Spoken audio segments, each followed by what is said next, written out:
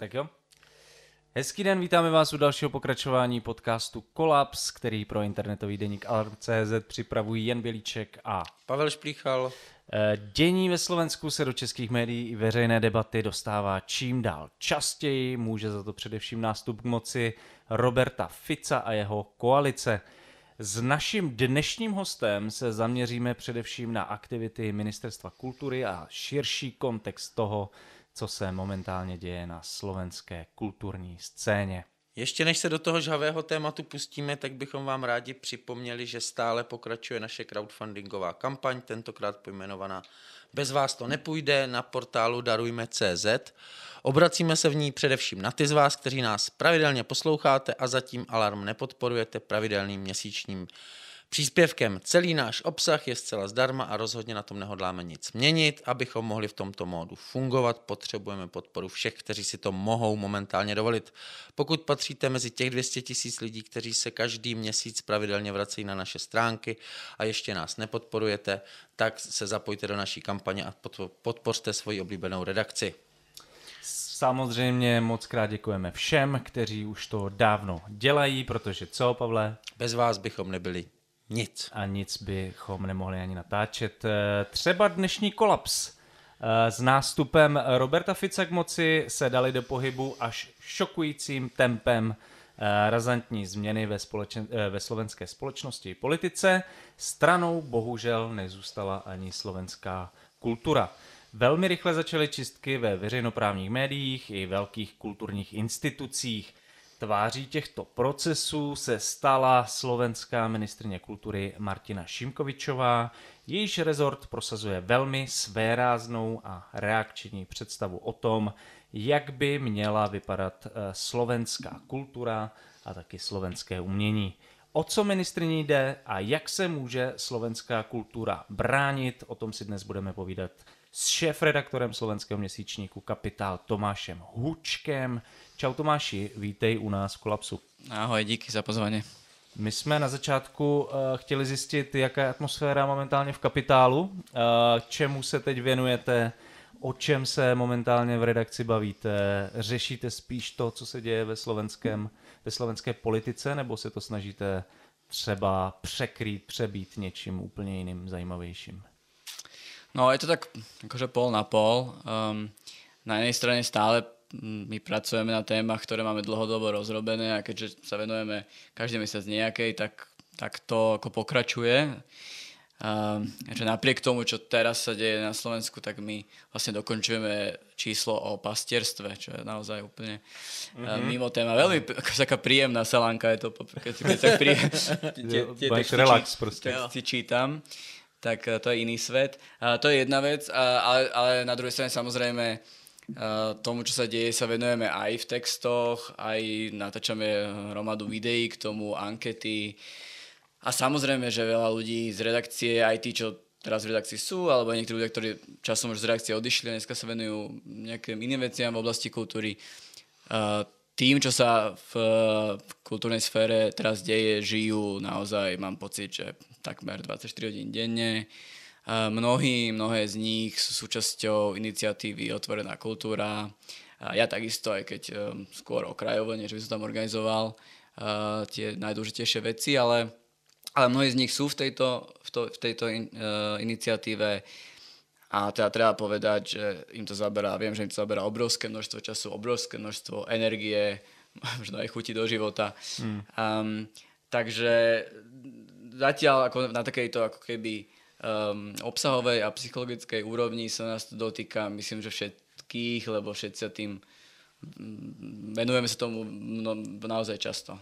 Já nechci jakoby úplně vztahovat třeba to, co se děje v Česku na Slovensku, ale pamatuju si, stále to tak je, jako česká třeba kulturní scéna je často hodně rozdrobená, jsou tam často jako bizarní jako konflikty, osobní animozity a tak dál, ale vlastně v těch časech nějaký jako krize, ohrožení, mám pocit, že se dochází k nějakému spíš stmelování často, že vlastně lidi, kteří by si skoro ani nepodali ruku, tak najednou jsou schopní třeba na něčem spolupracovat. Máš podobný pocit nebo podobné zážitky momentálně? No áno, sme s Pavlom o tom rozprávali pred začiatkom nahrávania, že ono sa to deje samozrejme na istej úrovni a ja to často aj chválim a je to naozaj super, že stretávajú sa dnes, je to pravda, stretávajú sa ľudia, ktorí by sa možno nestretli za iných podmienok, sú dokonca ochotní a schopní spolupracovať.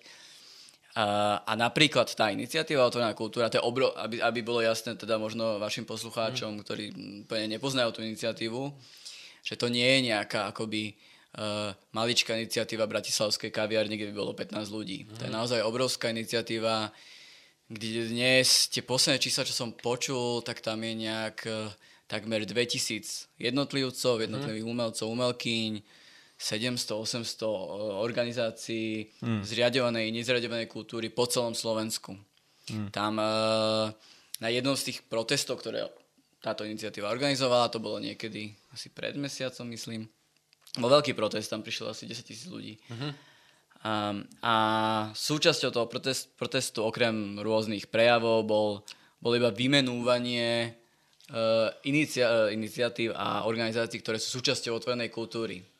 A to trvalo 15 minút, to čítal jeden herec a jeden spevák a iba čítali ich a hovorili mesta. A museli sa střídat proste. A oni sa striedali a hovorili to a jednak to aj bolo trošku ľavé po 15 minútach, ale zase bolo to také akože v niečom čarovné, že počuť všetky tie mesta. Jo. Naozaj to bolo všetko od Revúcej po Trebišov, že to nebola Bratislava. Čiže naozaj táto iniciatíva dnes združuje, že sú tisíce ľudí po Slovensku. Čo je veľmi, to je taký zázrak trošku pre slovenskú kultúru. Jo, tak to zní jako rozhodně impresiv, tak možná kdyby ses pro nás a pro naše posluchačstvo mohl vrátit kousek pár měsíců dozadu a zhrnout tu situaci pro vlastně posluchače, kteří o tom třeba nic neví nebo sleduje ty zprávy tak jakoby zpovzdálí. Proč ty lidi jsou teďka vlastně v ulicích? No? Co byly ty nejzásadnější momenty, které zvedly tady tu vlastně obrovskou iniciativu? No tak po voľbách, teraz to bude rok, to bol minulý september, dostal ako súčasť koalície, dostala Slovenská národná strana rezort kultúry pod kontrolu, kde chvíľku sa teda váhalo, kto to bude viesť. Nakoniec sa ukázalo, že to je Martina Šimkovičová. A ako si hneď na začiatku spomenul, tie kroky, ktoré oni podnikajú, nielen, že sú deštruktívne, o tom sa môžeme rozprávať, oni sú naozaj ako hrozné a nesystematické, ale sú strašne rýchle. To je ako na tom, podľa mňa to aj tak poburuje ľudí, všetkých, aj mňa, a tak to šokuje ľudí. Možno aj preto idú tak rýchlo do tých ulic, že nečakali, že tá deštrukcia príde tak rýchlo a ona je naozaj blesková. Ja sám som tiež priznám, že nečakal som, že to bude tak rýchle. Čakal som, že pôjdu akože týmto smerom, ale že to bude trvať aj 2-3 roky. Jo, to se furt tak říká plíživá urbanizace, plíživá fašizace. Na Slovensku nie je nič plíživé. Toto slovo my nepoznáme už. Tak máme titulek. No ale mě to taky šokovalo, jakože víš co, tak byly debaty a řešili jsme, co se bude dít na Slovensku, ale jakože se to začne dít skoro okamžitě. Jako to som teda fakt nečekal nejak. A teda tých vecí sa stalo veľmi veľa, ale možno tie najzásadnejšie, aby som ho spomenul. Tak to bol samozrejme útok na inštitúcie. V prvom rade to bol Fond na podporu umenia, ktorý teda distribuje peniaze umelcom, umelkyniam, organizáciám. Tam veľmi rýchlo oni zmenili zákon, ktorý naozaj zásadne mení fungovanie toho fondu. Ten fond bol založený na tom, že nezávislé volené komisie, plné odborníkov rozhodujú o tom, ktoré projekty dostanú peniaze. Naozaj ten model bol, som zažil počas tých rokov, odkedy fungoval, že keď som bol v zahraničí, tak naozaj nám ho závideli ľudia. Ty si o tom psal Sloupek, myslím, ne? Nebo minimálně na Facebook psal o tom, jak Slovensko má výjimečný systém. No malo. Naozaj si myslím, že aj fungoval dobre. Nie dokonale. Samozrejme je veľa kritikov.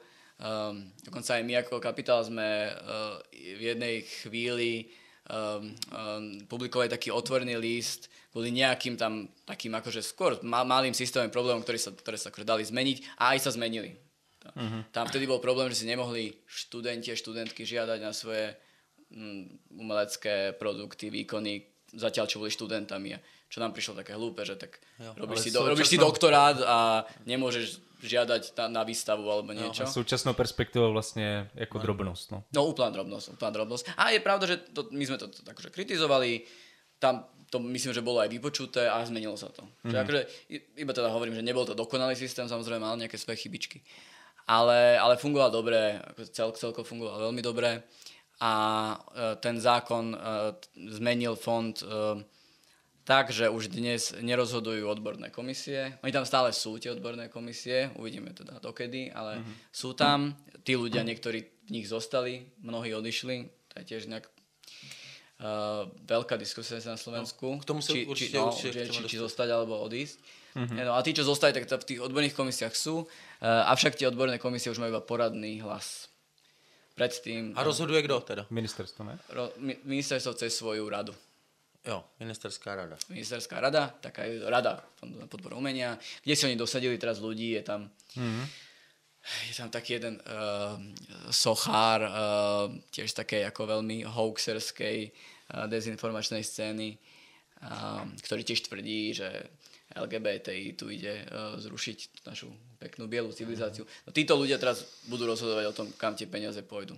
No to je právě zajímavý podle mě fenomén, v tom smyslu, že lidi třeba i v kulturní, podle mě české scéně si myslí, že máme tady nějaký experty, umělce, lidi, kteří se vlastně tím zaobírají dlouhodobě a bez nich vlastně nikdo nemůže ten systém obhospodařovat, ale jak se ukazuje třeba tady v tomhle případě, tak vždycky se najdou jako takzvaný umělci, kteří jako rádi do těchto funkcí zaplujou a vlastně odpovídají i tomu profilu třeba SNS a ideologicky vlastně souzní i třeba s Šimkovičou a spolu. Ale pre mňa ešte otázka je, že či to ale budú zvládať. To je taká prvá vec je teraz, že zapluli do nejakých tých pár funkcií, ako napríklad tá rada. Lenže FPU rozdeľuje peniaze na tisíce projektov ročne. To je naozaj obrovské množstvo. To naozaj nemôže 5 ľudí posudzovať potom. To sa nedá proste. Takže momentálne je to 5 lidí, jo? Nebo teraz je to pár lidí. Myslím, že to je teraz dokopy v tej rade. Teraz nechcem, či je 8 alebo 9. Jo, ale je to proste ale hrstka lidí. Je to hrstka ľudí. Ktorí teda oni nerozhodujú takto, že oni nerozhodujú samozrejme o tisícoch projektov. Len oni môžu na ktorýkoľvek z nich povedať, že nie, áno. Rozhodli sme sa inak, tento projekt o queer divadle nepodporíme. Čo samozrejme tie hlasy, oni tak z ministerstva idú každý deň. Oni vyhlasujú, čo budú podporovať a čo nebudú podporovať. Takže asi tak tá rada bude fungovať. Teda otázka je, nakoľko oni odhadli svoje síly. To ešte oni podľa mňa nevedia a ani my nevieme. Napríklad teraz malo byť zasadanie tej rady, myslím, že včera, a neboli uznášania schopní, lebo sa ani všetci nedostavili. Že oni ešte moc nerozumejú tým procesom. To je taká jediná výhoda teraz kultúrnej obce, že títo odborníci z SNS moc nevedia riadiť veci. Čiže... Ale oni sa asi naučia, ale zatiaľ to ešte nevedia. No a další personální změny, který významný. Áno, tak toto bol Fond na podporu umenia. Potom myslím, že tiež to už asi spomenul v tom úvode, že bol to zákon o rozhlase a televízii Slovenska, teraz sa už volá Slovenská televízia a rozhlas.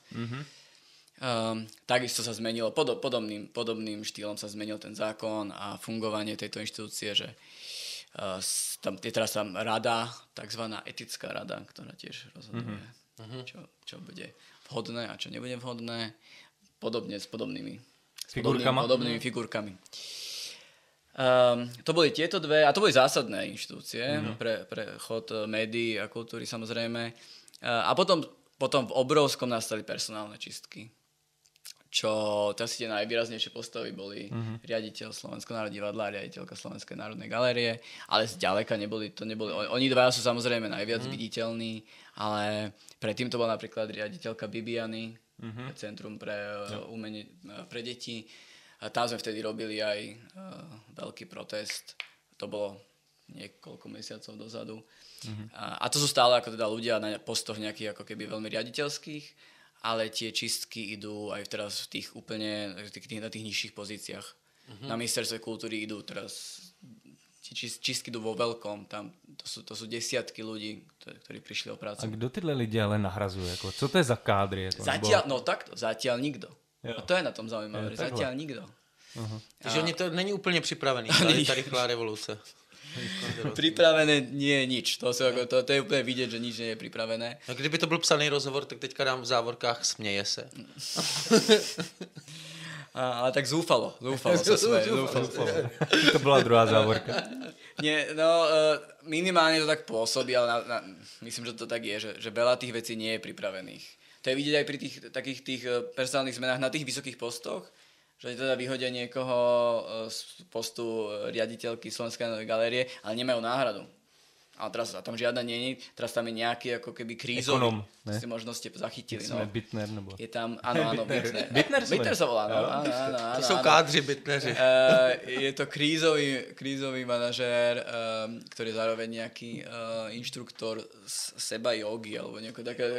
Jasne. A ktorý akože nič zlom, ale ako nevie nič o tom umení, tak ten tam je tak nejak dosadený. Podobne to bolo aj s tou Bibianou, že tam teda bola dosadená kamarátka pani ministerky z Kice, ktorá takisto nič podobné nerobila, teraz teda tiež sa asi zauča a podobne to bude na ďalších postoch. To je strašně vtipný v tom, že se často srovnává, že to, co se děje na Slovensku, třeba s tím, co vybudoval Viktor Orbán v té kulturní oblasti v Maďarsku, případně Právo a spravedlnost jako v Polsku. Ale mám pocit, že ten rozdíl, jak to popisuješ ty, spočívá v tom, že třeba Orbán to měl nějak promyšlený. Že tam prostě měl jakoby vymyšlený, kdo tam bude na těch postech, co vlastně ty instituce mají rozvíjet, stejně tak jako Právo a spravedlnost. Jako samozřejmě nebyl to nějak jako dokonalý systém, ale tohle vypadá jako snaha to nějak napodobit, ale bez jako nějakého hlubší strategie. Tak to pôsobí, určite. A to je vidieť teda nielen na takých, že jednotlivcoch, ktorí vymenia, ale aj na celých tak už útvaroch. Napríklad na tom ministerstve kultúry teraz zrušili celý útvar, ktorý sa volal, ak sa nemýlim, Inštitút kultúrnej politiky, ktorý ako spracoval dlhodobé kultúrne stratégie a kultúrne politiky. Oni ho zo dňa na deň zrušili a nemajú žiadnu náhradu. No. Tam len teda on má funkciu generálny tajomník štábneho útvaru. Lukáš Machala, to je človek, ktorý má taký ako smiešný titul na tom ministerstve. Je to ten pán, co je na každém videu s Šimkovičovou. To je ten pán, ktorý podľa všetkého a podľa všetkých reportáží vlastne rozhoduje o tom, čo sa tam teraz deje. Ale pritom ten jeho titul akože tomu neodpovedá. A ten taky dělá jogu, nebo jaká je jeho kvalifikace? To je ťažko povedať, aká je jeho kvalifikace.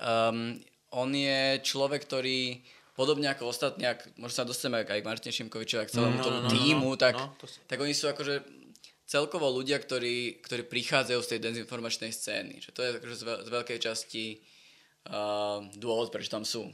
Jakoby, a když říkáš dezinformační scéna, myslíš jako aktivisty nebo mediální tváře té scény? Nebo... Mediálne tváre. Oni mali všetci projekty, YouTubeové videa, kanály. Jo. Moderátorky. Ano. Hele, ale proč, já si tady naťukl toho Orbána, proč podle tebe se třeba SNS, případně i Ficová vláda zaměřují právě na kulturu? Jako, proč je tak dráždí? Tu môžem samozrejme len tak hádať. No jasne, ale ja si myslím, že akože toto není Ficová akože prvoradá agenda. No. Ja si myslím, že to sú ako naozaj také neriadené strely z tej Slovenskej národnej strany, ktoré dostali do rúk hračku a teraz ju tak skúšajú, čo sa s ňou dá robiť a tak aj skúšajú, ako chutí moc, že to možno mnohí z nich predtým nepoznali. Nemyslím si, že tam je, ako sme hovorili, že nemajú stratégiu pri rôznych tých akože jednotlivostiach. Myslím, že ako takto vláda nemá nejakú stratégiu, že by si povedali, že tá kultúra bude teraz ako na prvom mieste. Že to tak vyplynulo, že začal tam diať tieto deštrukčné kroky. A Fico je známy tým, že on stojí si za tými svojimi ľuďmi. Čiže myslím si, že akože, aj doteraz akože on stojí za ňou. Akože to stojí za Martinou Šimkovičovou aj za tým, čo sa tam deje.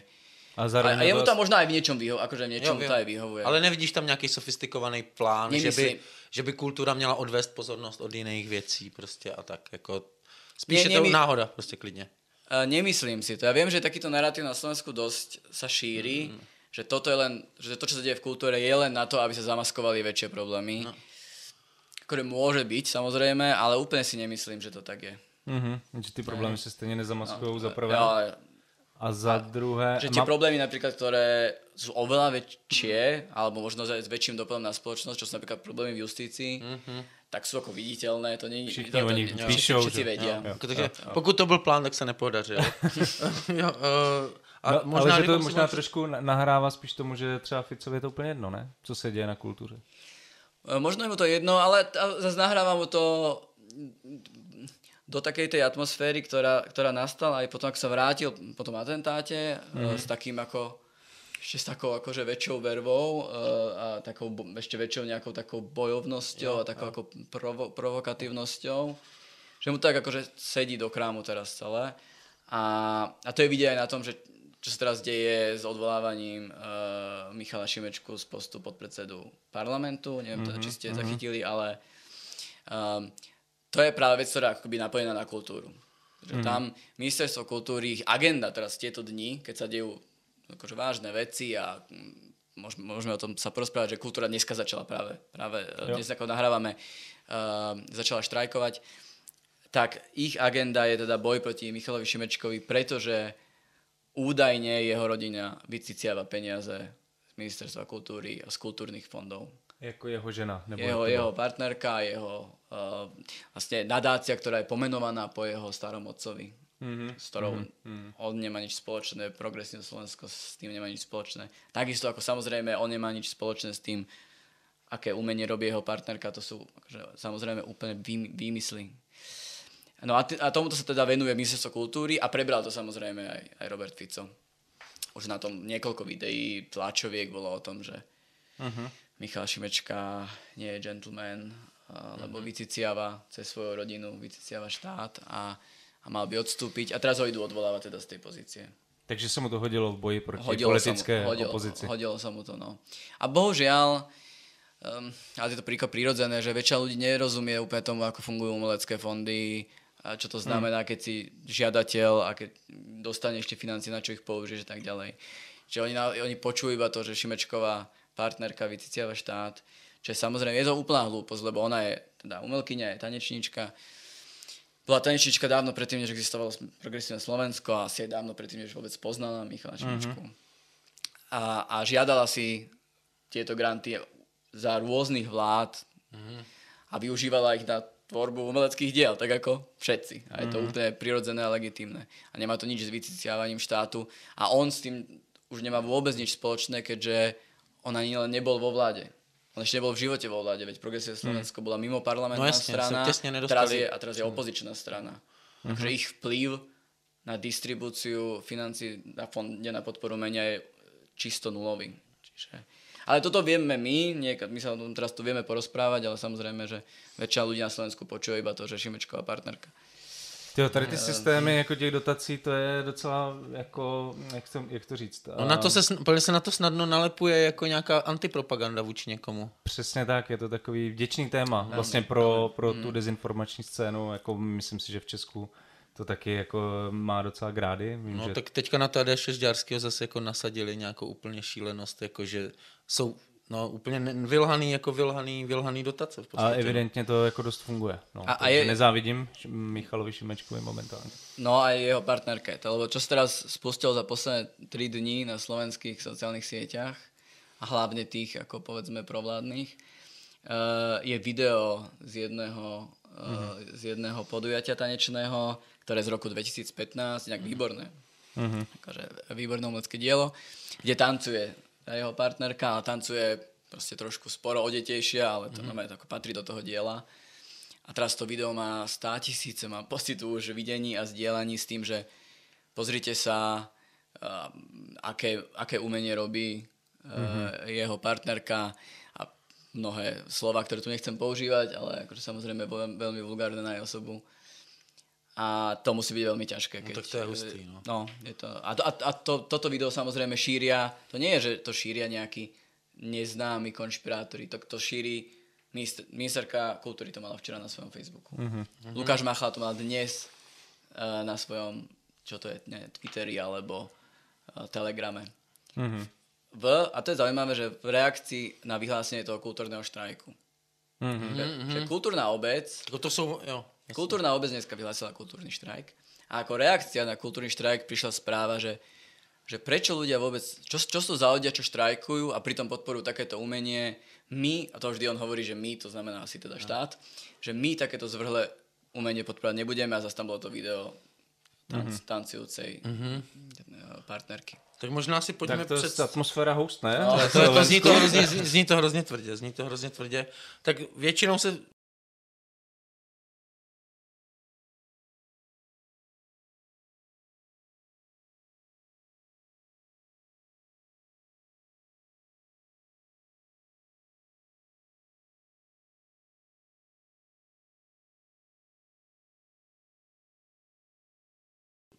Představme si teda aspoň rámcově ty aktéry, že většinou se skloňuje zejména jméno ministryně kultury Šimkovičové.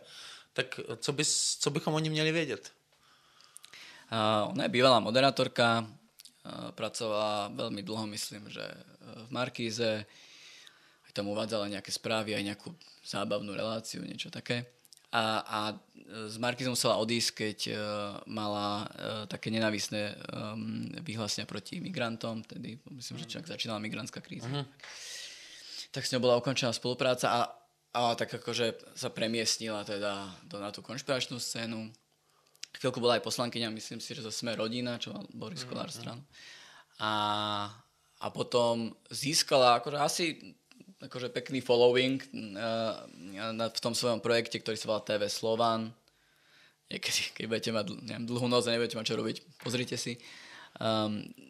To bola akože taká diskusná relácia, ktorú robila s človekom, ktorý sa volá Peter Kotlár.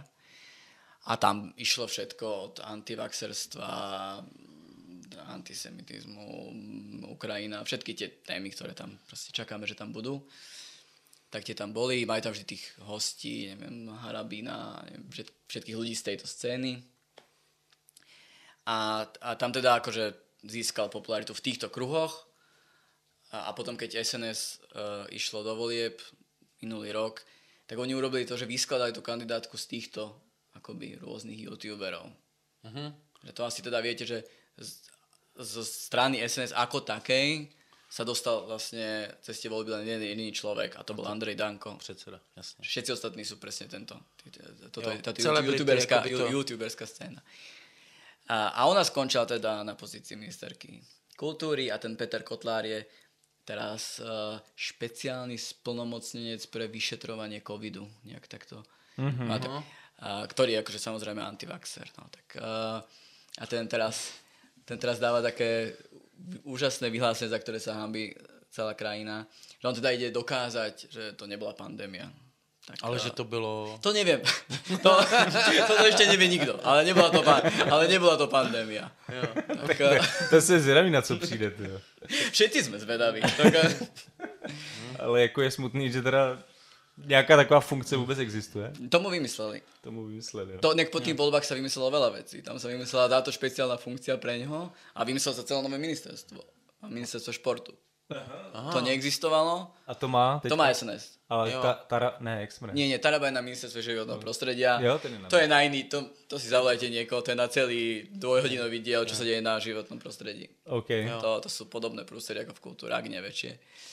Ale nie, toto ešte mali dostali životné prostredie kultúru, ale nejak to bolo málo. Ale už nič iné nebolo, tak ešte vymysleli šport. Zatiaľ ešte ako nemá budovu a tak, ale... A má ministra? Má ministra. Držme se ty kultury, ale ani tam Šimkovičová není sama, tak kdo jsou ti další? Jsi zmiňoval Machalu? Ano. A ještě nějací jako aktéři, který bychom měli znát a kteří jsou podstatní. Kdo tahá za nitky na kultuře? Tam ešte poslanec Michalko, ktorý je tiež... SNS. Áno, on patrí už, myslím, že do poslaneckého klubu SNS. To je tiež taký, akože konzervatívny, národniarský. Myslím si, že on by povedal niečo ako mysliteľ, ale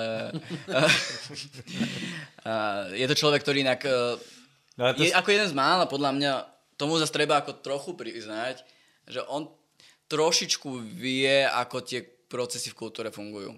Jo, mysliteľ, no. Tak má pravdu. Typický mysliteľ.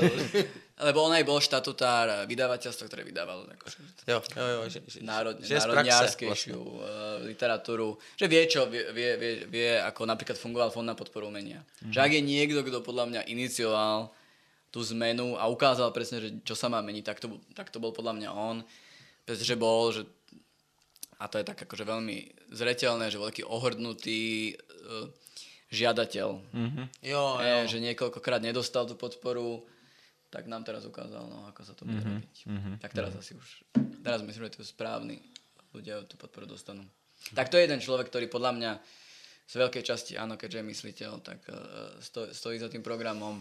Lukáš Machala je ten druhý. A ono to naozaj vyzerá tak, že tá Martina Šimkovičová je asi iba tvárou toho celého, ale asi nebude to mysliteľkou za to.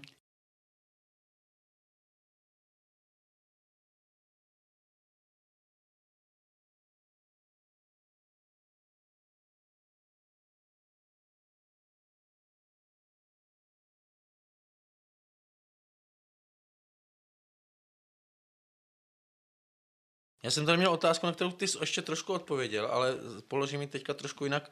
Jako jaký je vlastně vztah těch koaličních partnerů SNS, teda myslím Smer a Hlas, ke krokům jako na ministerstvu kultury? Ty jsi mluvil o Ficovi, ale co... Áno. Samozrejme, to, čo kultúrne... Přece jenom SNS mělo, 6%? 5,6. 5,6, no. Tesne sa dostali. To bol smutný večer, no. Lebo z začiatku to vyzeralo, že budú tesne pod 5, ale žiaľ to nevyšlo. Áno, o Smere som už hovoril, ale to, čo dnes kultúrna obec podľa mňa rieši často, je skôr ten postoj Hlasu. Lebo tam ako zatiaľ naivne, ale tam ako sa sústredujú tie nádeje tej kultúrnej obce, že veď ten Hlas sa ozve, veď tí ľudia v tom Hlase predsa nie sú úplne mimo. A oni dávajú raz za čas také vyhlásenia, dokonca aj, akože aj explicitne, aj to hovorili ľuďom z tejto iniciatívy Otvorená kultúra, že áno, my tomu ako rozumieme, že tieto kroky sú príliš deštruktívne, príliš rýchlo, ako keby, že sme na vašej strane, budeme nejak za to lobovať, aby všetky tieto zákony neprešli, ale v konečnom dôsledku to podporia. Takže... Jakože přímo skrze hlasování, nebo... Ano, přímo skrze hlasování. No. Což je teda jako úplně neuvěřitelná jako změna, protože vlastně Hlas byl donedávna braný jako proevropská, levicová, demokratická strana prostě. No oni taky jako možno aj chceli byť. Ale nevyšlo to. No, nevyšlo to ako. A to, že prečo to nevyšlo, to ja nevidím, akože trochu vidím, ale do toho, ale nie úplne, že tam boli asi nejaké síly, ktoré zauradovali. No přece jenom už je to skoro rok, takže by nějaká třeba iniciativa z jejich strany byla na místě, ale...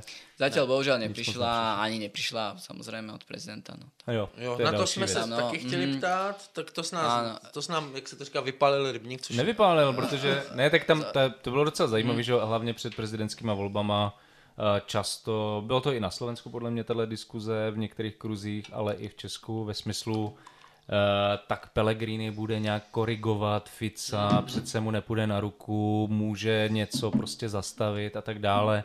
Já jsem Pellegriniho možná od té doby vlastně nikdy ani neviděl. Nikdo ho neviděl. Jako nevím, co dělá Pellegrini momentálně. On mal teraz jedno vyhlásenie že celé to bolo také ticho, čo sa tak až v niečom bralo aj v poriadku, že to sú nejaké prázdniny, že aj on si asi musí oddychnúť po kampani. Ale potom sa ozval a práve k tejto téme kultúry, kde však jediné, čo kritizoval, bol, že spôsob, akým ministerka kultúry odvoláva ľudí z tých vedúcich pozícií. Že to, že ich odvoláva, ako problém nie je, ani nie je problém to, čo sa v tej kultúre deje, že problém je len ten spôsob. Pretože... A to je co? Jako? To poviem, no. Okay. Ten spôsob, on narážal na to, že keď odvolali Mateja Drličku z pozície riaditeľa Slovenského národného divadla, tak to spravili tak, že mu ráno prišli zaklopať, možno ste to počuli, ráno prišli zaklopať domov, kde on otvoril v pyžame a tam mu nejaká úradnička s nejakými 2 gorilami dala papier, že ste práve skončili. Takže akože takéto... To se nedělá. To by se nemělo dělat. To by se nemělo. Jinak je to v pohodě, ale toto je už trošku za čiarou. Takže spíš ta forma mu vadila. Forma mu vadila to. Toto akože to bola taká akože mini kritika, no. Ale o pár dní na to sa odfotil s paní ministerkou v krojoch. Jo, to jsem viděl tu fotku, ano. Na to jsem chtěl, že vlastně jediný, kdy jsem viděl Pellegrini za poslední dobu byl se fotit s Šimkovičovou v kroji. Je pravda, že zatiaľ jedné fotky, čo on mal, pomaly sú buď na traktore, alebo je v kroji. Čo samé o sebe inak je v poriadku, akože ja nemám vážne nič proti krojom, nech sa aj fotí v kroji. Ani proti traktorům. Ani proti traktorom, traktory sú v pohode. Dôležité nástroje. No to bez nich bychom neměli co jíst asi. No. Ale samozrejme, akože problém je, ako sa tá kultúra zneužíva. Tradičná kultúra. Takže Pellegrini nás nezachrání. Nás nezachrání. Vás nezachrání. Nikoho nezachrání. nezachrání. Ale potom zbývá ale teda poslední aktér a jakou podle tebe mají teda podporu tady ty kroky Šimkovičové takzvaně ve společnosti? Protože je to asi jako rozdělený, ale jako ty protesty, jsi říkal 10 000 lidí, podpora bude větší určitě než těch protestů, ale zároveň mě jde teďka spíš o ty voliče těch koaličních stran. Samozrejme, tak na to výskumy nie sú ani žiadne štatistiky zatiaľ, ale môžem to tak akože posúdiť z toho, čo vidím aj na tom internete, na tých sociálnych sieťach. Jedna vec je samozrejme, že podpora v tých uliciach, to si hovoril. Potom je tam aj podpora napríklad tých petícií, že boli 2 petície za odvolanie ministerky kultúry. Jedno mala, myslím, že 188 000, druhá to sú hodne slušné. Takmer 200 000. Za pár dní. Jo, to boli dobré čísla. To je jedna vec. Druhá vec je, že teraz keď vidím, ako komunikujú všetci títo ľudia, o ktorých sa tu rozprávame z Ministerstva kultúry, ako komunikujú na sociálnych sieťach, ten obsah, ktorý tam dávajú, je naozaj hrozný, akože to je naozaj spodina. A vidím tie komentáre, a to sú akože stovky komentárov pod každým postom a to sú ľudia akoby z ich tábora, ktorí akože ich podporujú v tom a to sú tie podporné komentáre typu zbavme sa týchto pseudoumelcov, už ani groš týmto darmožráčom a tak. Takže, ale neviem to z toho to ťažko sa že určite tam stojí za nimi nejaká časť spoločnosti, ako veľká je. Vieme posúdiť, aký mali úspech vo voľbách. To jsem chtěl říct, to jsem chtěl říct. Jako v evropských volbách se pohoreli. Právě, jakože 1,9%. A zase uspěla republika, která je, jestli toho dobře chápu, ještě horší. Podobne. To sú takí, to je prášťakov, hoď, ako hovoríte. Z toho asi nemôžem nic odvozovať.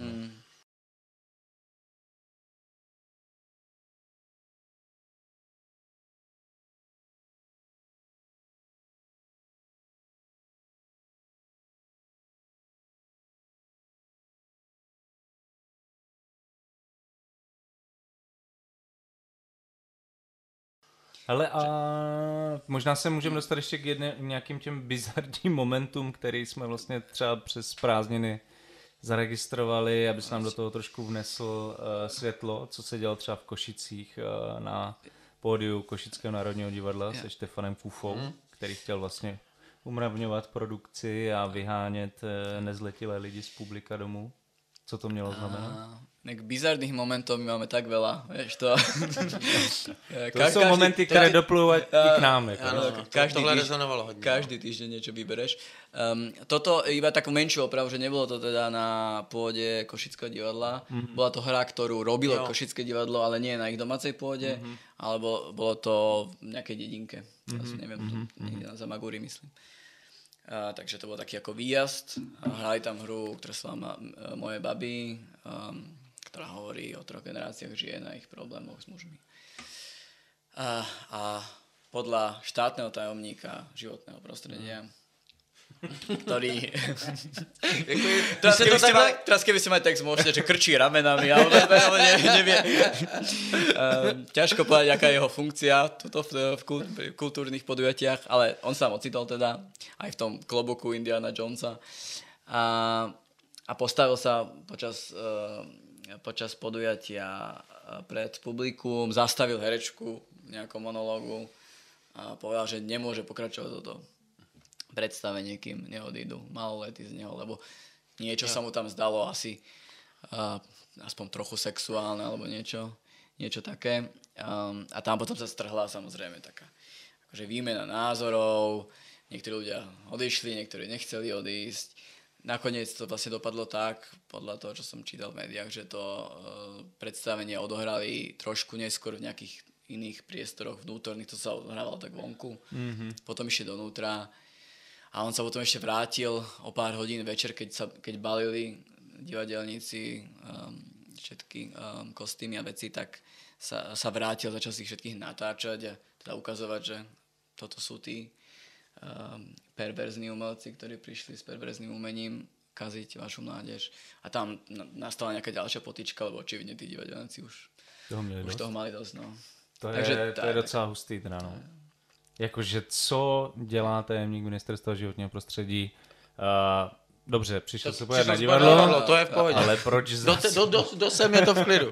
Proč zasahuje do té hry a má jako pocit, že může rozhodovat? Hlavně, že má ten pocit, že může. To mě na tom přijde nejvíc.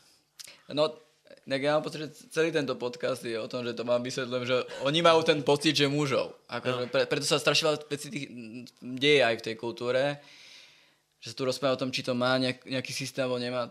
On to nemá ten systém, pretože naozaj to záležené na tom, že oni môžou a tak to ďalej.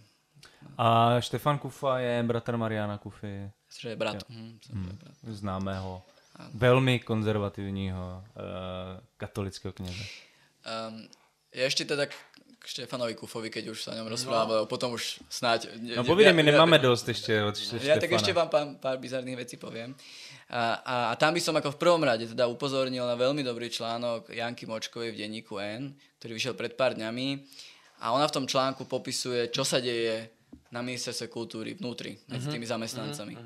Že to sú naozaj bizarné veci, o ktorých ona píše. Ale celkovo je tam dobre vidieť, že čo sa tam deje na tom ministerstve. A keď hovorí o tom Kufovi, lebo on bol totiž chvíľku aj štátny tajomník na ministerstve kultúry. Ale tam robil také veci, že tam nevydržal, myslím, že to bolo iba pár dní, že tam vydržal. I na Šimkovičov. Áno, že bol na ne áno, že vyzerá to, že už aj na ňu to bola moc. Tak to si lebo tých pár vecí, čo on stihol spraviť, tak prvú vec, že keď prišiel prvýkrát do budovy, tak prišiel s takým tým kadidlom a dal si vysvetiť svoje kancelárie. Jo.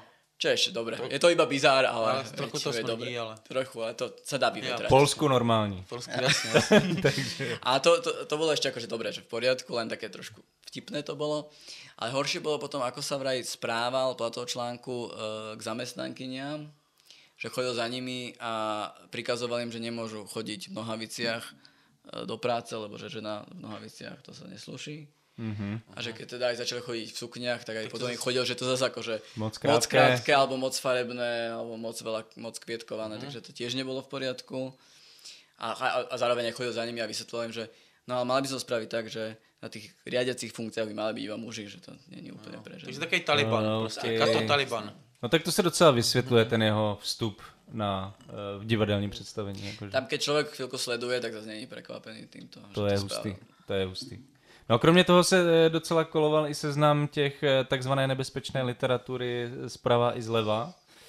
Našli jsme na tom seznamu Slavoje Žižka, Neviditelný výbor, ale třeba, aby jsme byli spravedliví, taky Jordana Petersona, 12 pravidel pro život. Co to má znamenat tohle? Jako přeskočilo lidem na ministerstvu kultury? Nebo... Tam, takže proč je tam ten Peterson? To je zásadne. Tam je veľa zaujímavých vecí na tom zozname, ale aj som čakal, že tam nebude niečo napríklad z nášho vydavateľstva. Tam si pozrel ten zoznam, ale nebolo. Tam dodnes sa teda nevie úplne presne, že kto ho napísal, ten zoznam. Že podľa toho, čo Šimkovičová potom niekde komunikovala, tak to bola nejaká zamestnankyňa ministerstva, ktorá teda neviem, či z vlastnej iniciatívy, alebo kto jej prikázal urobiť taký zoznam. Nejak tak ten zoznam vznikol a vznikol teda pre interné účely, že to nebol zoznam, ktorý by teda zavesili na Facebook, že ľudia by mali toto čítať a toto nemali. To bolo pre interné účely, skôr pre také, že odporúčania zamestnancom, že čo je nebezpečné čítať. Jo, takhle, dejte si bacha prostě. Áno, pozor na toho Žižeka. A Šipkoče sa vyjadrila s tým, že ona s tým nemala vôbec nič spoločné, ani o tom nevedela. Ale to naozaj si myslím, to akože trošku aj ilustruje ten chaos, ktorý tam vládne. Že ona vôbec nevedela, že existuje nejaký interný zoznam, ktorý koluje. Takže to je len taká bizarnosť, ale... Jo, takže to vlastně ani nemělo jako žádnou oficiální platnost. To prostě... A jak když jsem to četl, tak mě na tom vlastně nejvíc překvapilo, že těch levicových titulů tam byly 4, myslím, a pravicových třeba 20.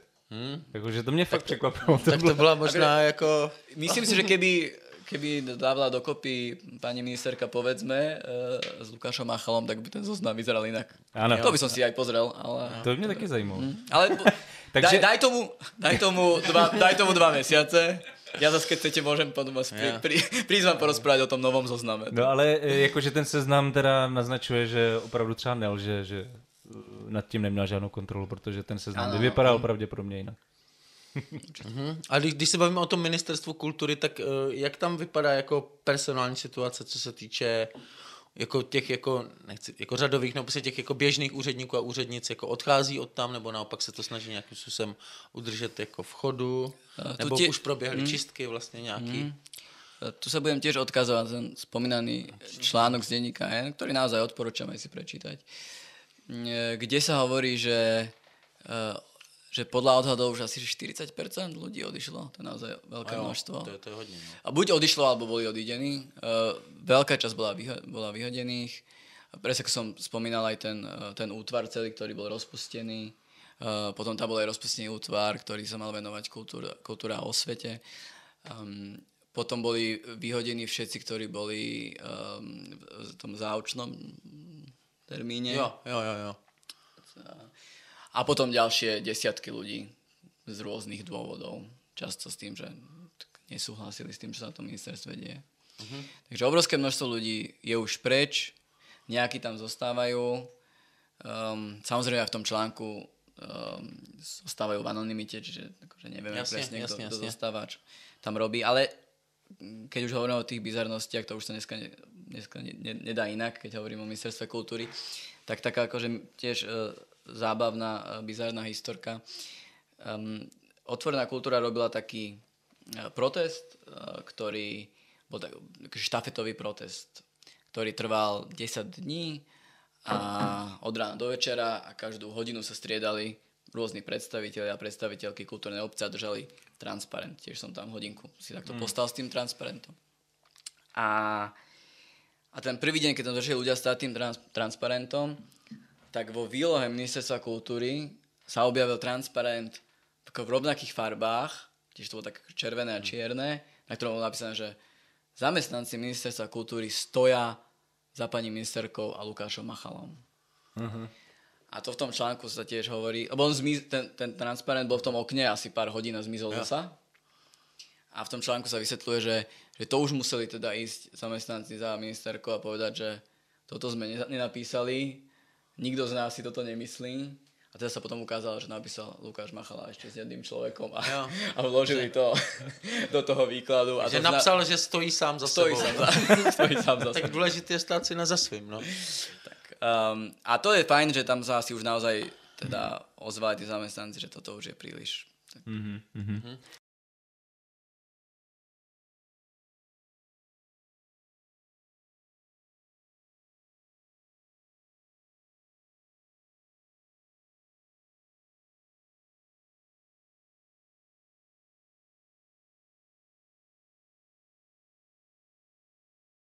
No my jsme tady zmiňovali Slovenskou národní galerii, kde byla vlastně odvolaná ředitelka Alexandra Kusa, Slovenské národní divadlo, Fond na podporu umění.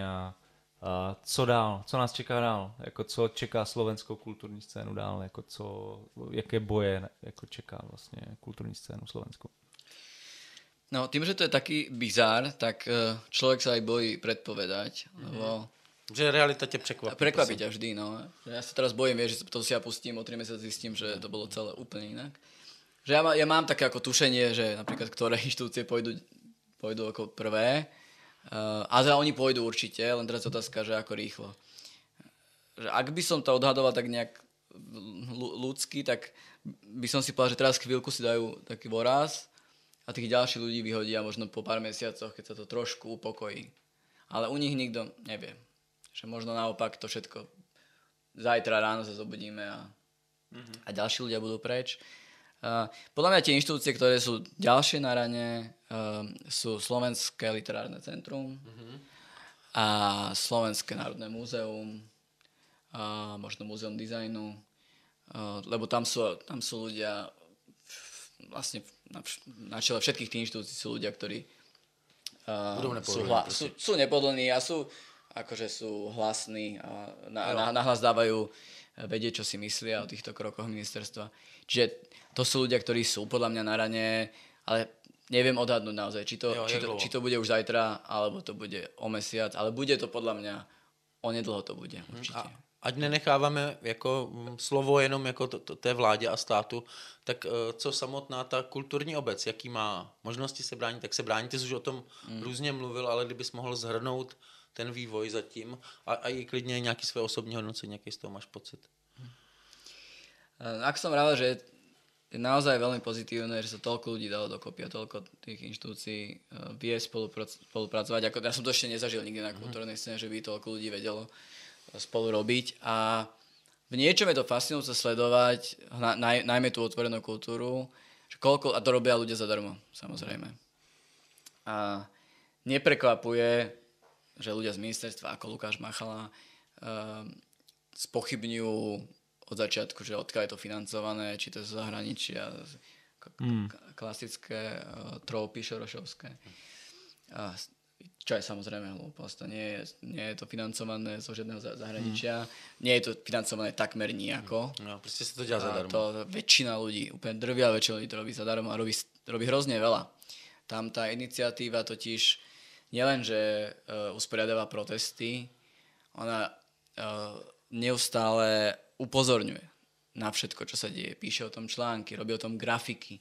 Už len koľko grafickej práce treba spraviť na to, aby každý týždeň tam oni majú niekoľko postov na sociálnych sieťach, článkov, tlačových správ, komunikujú s médiami, organizujú protesty, poskytujú právnu podporu ľuďom, ktorí majú teraz problémy s ministerstvom. A teraz najnovšia vec, dnes nahrávame 5. septembra, tak práve dnes otvorená kultúra, ale v spolupráci s ďalšími možnými organizáciami a naozaj takými akože najvážnejšími v krajine. Vysoká škola výtvorných umení, Vysoká škola muzických umení. Je tam toho naozaj veľa. Vyhlásila tzv. Kultúrny štrajk. Čo je teda akože ďalší krok v tom, čo sa môže diať a ako vôbec môže odporovať kultúrna obec. A podoba toho... Co si buď mám predstaviť? No, ako tú Tiež som zvedavý, ako to bude prebiehať. Keď som dneska šiel do Prahy vlastne za vami, tak som pozeral tlačovku vo vlaku k tomu, kde teda predstavitelia a predstaviteľky otvorenej kultúry vraveli, že to je taká prvá fáza. A prvá fáza je, že prichádzajú do štrajkovej pohotovosti. Čo ešte teda neznamená ostrý štrajk, ale majú nejaké požiadavky pre vládu, dávajú im nejaký čas a ak nikto nebude reagovať a nikto sa s nimi nestretne a vôbec nebudú vidieť akože žiadnu reakciu, tak potom sú nejaké že ďalšie kroky. Že z toho, čo hovorili, že tak ďalšie kroky majú ten ďalší krok, čo má byť asi po 2 týždňoch, ešte stále by to nemal byť ostrý štrajk, ale ten ďalší krok má byť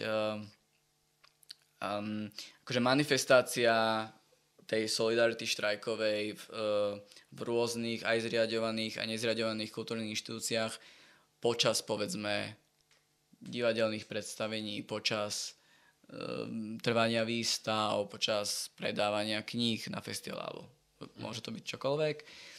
A aj tie podoby sú rôzne, že môže to byť vypnutie zvuku na niekoľko minút, vypnutie svetla, môže to byť čítanie týchto požiadavok pred predstavením alebo počas predstavenia. Myslím, že tam sa ako nechávajú medze voľné kreativite. Keďže to robí kultúrna obec, tak to myslím, že môže byť celkom kreatívne. Tak to by mal byť ten ďalší krok. A teda vyzerá to, že ten tretí by mohol byť potom ostrý štrajk. A jaký požadavky by měla vláda nebo ministerstvo kultury vlastně splnit? Jako co kulturní obec požaduje? Takže v tomto sú to že také 3 hlavné.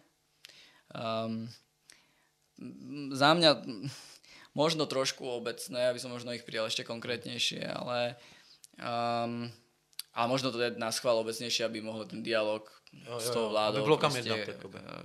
Aby sa mal kam dostať, presne tak. A požadujú zrušenie cenzúry pri udeľovaní štátnych dotácií v oblasti kultúry. A požadujú lepšie finančné hodnotenie ľudí pracujúcich v kultúrnom sektore. To sú, myslím, že prvé 2. A cenzúrou sa myslí teda nejaká anti-LGBT a... Myslí sa tým ako ideologické podmienenie tej distribúcii finančných prostriedkov z Fondu na podporu umenia, z audiovizuálneho fondu, ktorý sme tu inak ešte nespomenuli, ale to je ďalší fond, ktorý oni mocensky ovládli a cez ktorý majú v úmysle rozdávať peniaze svojim. Co znamená jako, nebo tenhle fond má pod sebou asi Film hlavne, filmy, seriály. Což bude dost asi významná. Určite, tam je veľa peňazí a tam sa samozrejme tvoria tak akože významné projekty, ktoré sú ešte spoločensky vnímané často viac než možno literárne diela. Ale teďka takovou spekulativně osobní otázku. Vidíš tady v tom protestu k těch kulturních činovníků a činovnic, vidíš v tom nějakou naději? Myslíš, že by to mohlo Slovensku pomoct? Nechcem byť taký skeptický. Takže vidíš. Ale, no, z toho, čo vnímam za posledný rok a keď vidím, čo tá kultúrna obec je schopná robiť a akú to má vlastne často nulovú reakciu tej vládnej moci, tak skôr som skeptický. Myslím si, že to, čo sa deje na Slovensku, že keby sa toľko kultúrnych inštitúcií dalo dokopy niekde vo Francúzsku, mám pocit, že by sa teda už asi diali iné veci. Ale možno to mám len taký akože naivnú predstavu o Francúzsku, ale keď vidím, že čo všetko sa stalo a aká na to bola nulová odpoveď, tak skôr som skeptický, než by som bol nádeje plný, teda musím povedať. No tak asi to třeba možná nebude mít vliv třeba na nějaký jako konkrétní rozhodování vlády, ale ta naděje může třeba spočívat v něčem jiném. Třeba. Jo, možno to bude mať, že tak, to máš pravdu. Nebo pro tebe osobně, víš? Jako... Pro mňa osobne to netuším, aký bude mať... Teda predpokladám, aký bude mať vplyv celá táto situácia na mňa osobne, alebo na kapitál, alebo na projekty, v ktorých pracujem. To, aký bude mať vplyv ten štrajk, to neviem. No ne, spíš ale myslím, že teda, aby som teda to, že si povedal, na to nadviazal, že možno to nebude mať vplyv teraz na odvolanie Martiny Šimkovičovej, čo by sme si teda boli radi, ale to sa asi nestane. Ale možno to bude mať naozaj dlhodobejší vplyv. Tak som to myslel. No, jo. Že možno v priebehu pár rokov sa ukáže, že to bolo dôležité a snáď. No tobě nejblíž je samozřejmě literatura, literární oblast. Ty jsi mluvil o tom Slovenském literárním centru, že to bude možná jeden z budoucích terčů jako zase čistek ze strany Ministerstva kultury. Co dál?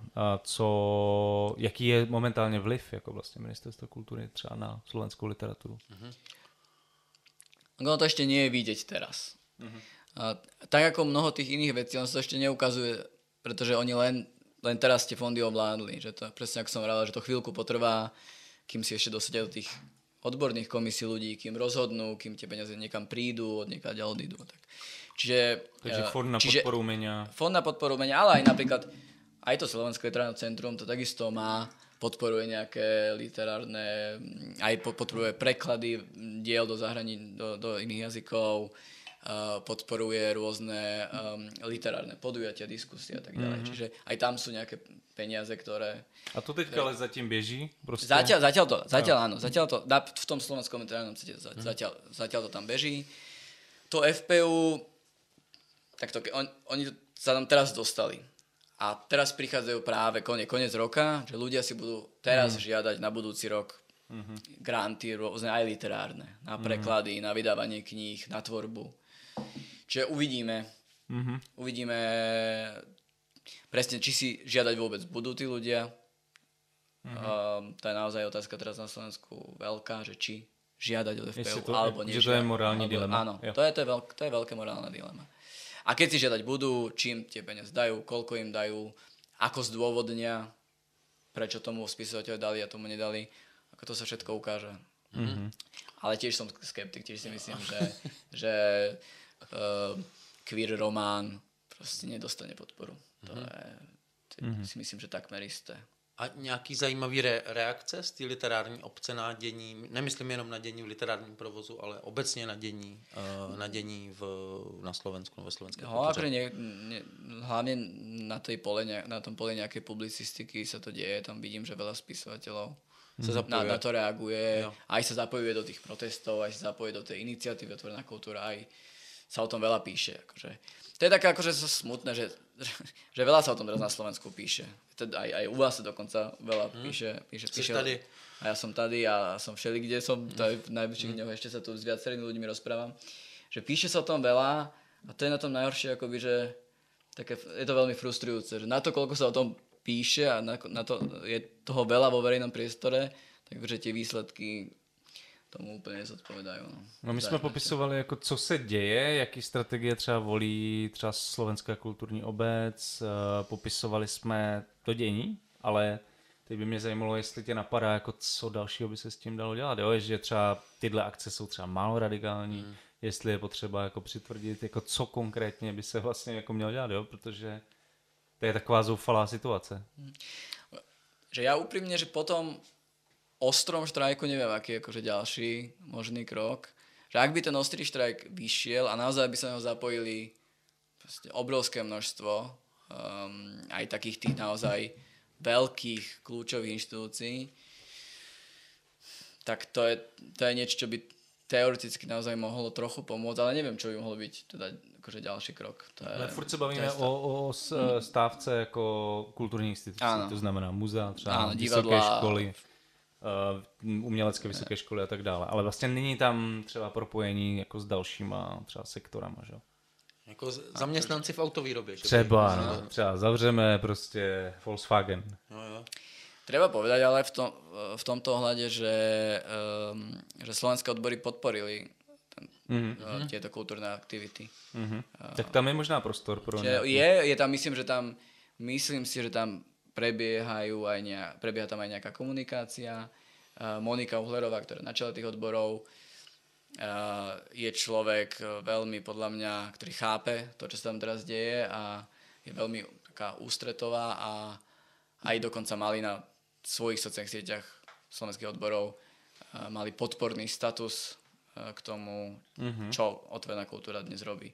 Čiže akože toto ide napríklad zatiaľ dobrým smerom. To mě docela překvapuje, že já jsem měl pocit, že třeba slovenské odbory jsou hodně třeba v dobrých vztazích jako se Smerem. Boli, alebo asi čiastočne možno sú.